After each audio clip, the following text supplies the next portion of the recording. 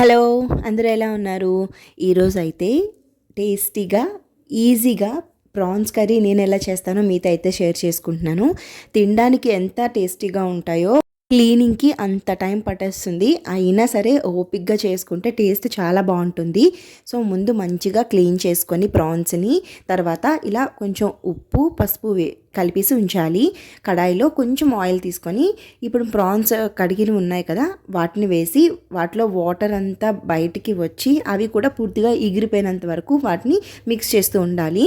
So water అంతా ఎగిరిపోయిన తర్వాత వేరే బౌల్లోకి ట్రాన్స్ఫర్ చేసుకొని సేమ్ కడాయిలో కొంచెం ఆయిల్ వేసుకొని పచ్చిమిరపకాయలు, కొంచెం కరివేపాకు, కొంచెం అల్లం వెల్లుల్లి పేస్ట్ వేసి బాగా మిక్స్ చేయాలి పచ్చివాసన పోయినంత వరకు.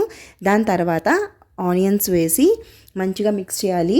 ఆ ఆనియన్స్ అవి దగ్గరికి తరుక్కుంటే మనకి గ్రేవీ లాగా బాగుంటుంది. తర్వాత దానిలో కొంచెం పసుపు, ఉప్పు, కారం వేసి ఆల్రెడీ మిరపకాయలు వేసాం కదా, చూసుకొని కారం అయితే వేసుకోండి. మంచిగా మిక్స్ చేయాలి. ఇలా ఆయిల్ అయితే సపరేట్ అయినంత వరకు సిమ్లోని పెట్టి మనం మిక్స్ చేసుకుంటూ ఉండాలి. చూడండి, ఆయిల్ సపరేట్ అయిపోయింది కదా. ఇప్పుడు టమాటో కూడా వేసి అన్నిటినీ బాగా కలపాలి. మీలో ఎంతమంది ప్రాన్స్ బయట ఎక్కువ తింటారో నాకైతే కమెంట్ చేయండి. మేమైతే మ్యాక్సిమం బయట ప్రాన్స్ని తినము. వాళ్ళు ఈ క్లీనింగ్ ప్రాసెస్ గురించి ఆలోచించే కరెక్ట్గా క్లీన్ చేస్తారా లేదా అన్నది. కొన్నిసార్లు వాటి వల్ల ఫుడ్ ఇన్ఫెక్షన్స్ కూడా వచ్చేస్తాయి. సో అందుకని ప్రాన్స్ అయితే మ్యాక్సిమం బయట తినం మేము.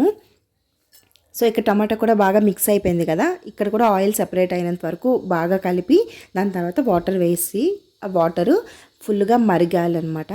మరిగిన తర్వాత ఈలోపు వాటర్ వేసాం కదా మనం, సాల్ట్ కారం అవి చూసుకొని అవసరమైతే వేసి మంచిగా మిక్స్ చేసుకోండి. సో ఇప్పుడు వాటర్ మరుగుతుంది కదా, దానిలో ప్రాన్స్ అయితే వేసేయడమే. పక్కన నేను ఎగ్స్ కూడా బాయిల్ చేశాను వీటిలో యాడ్ చేయడానికి. ఎగ్స్ బాయిల్ అయిపోయిన తర్వాత వేరే బౌల్లో నేను కొంచెం పసుపు, ఉప్పు, కారం వేసి వేయించాను అనమాట.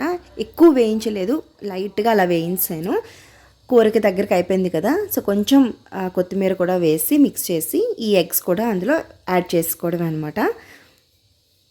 చూడండి, ఆయిల్ గట్ట సెపరేట్ అయ్యి చూడడానికి కూడా ఎంత టెంప్టింగ్గా ఉన్నదో, టేస్ట్ కూడా బాగుంది, బాగా కుదిరింది కూర కూడా. సో ఇలాగా మంచిగా మిక్స్ చేసుకొని సర్వ్ చేసుకొని ఎంజాయ్ చేయడమే. మీలో ఎవరైనా సరే రొయ్యలు ఒక్కటే వండుతారా, లేకపోతే కలుపు అంటాం కదా, కొంతమంది వంకాయ రొయ్యలు వండుతారు, లేకపోతే బీరకాయ రొయ్యలు వండుతారు. అలా ఇప్పుడు నేను ఎగ్ వేసాను కదా, అలా మీరు ఏమైనా మిక్స్ చేసి వండుతారా నాకైతే కమెంట్ చేయండి. మీరు కూడా ఇలా ఒకసారి ట్రై చేసి మీకు ఎలా వచ్చిందో నాకైతే కమెంట్ చేసేయండి. Thanks for watching. Have a nice day. Bye.